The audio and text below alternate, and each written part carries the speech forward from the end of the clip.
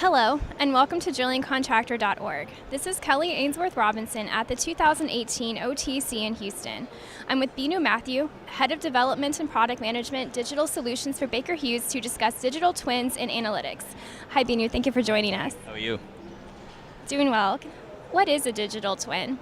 A digital twin is a digital representation of an individual piece of equipment, a system, or a process. And it's very important because it allows you to do analytics at the level that is truly appropriate to be able to get results, especially when you're talking about non-productive time or improving production. If you have a digital twin, you get information that is unique to that piece of equipment, and that allows you to apply the appropriate types of machine learning or physics or artificial intelligence to the problem. How does this relate to some of the other technology terms we've been hearing here at OTC, like machine learning and artificial intelligence? Well, a digital twin really helps you take a system down to the level of the individual pieces in the system. And when you're talking about artificial intelligence or machine learning, very often that's applied on a very coarse-grained or global scale. A digital twin is key to be able to really analyze the system in depth. And when you think about something like Amazon and how it can give you recommendations, that's because it has a digital twin of you. And in the same way, having a digital twin of a system really allows you to take that analysis down to a level that can truly give you good results.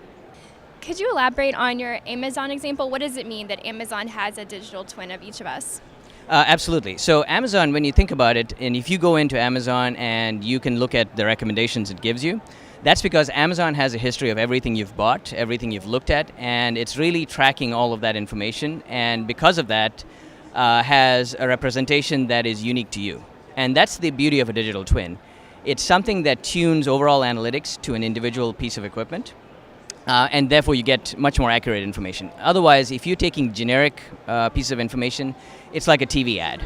They don't quite know who you are, they have an idea, and so they're making their best guess. If you have a digital twin, you know exactly what's going on, and that gives you the best possible information.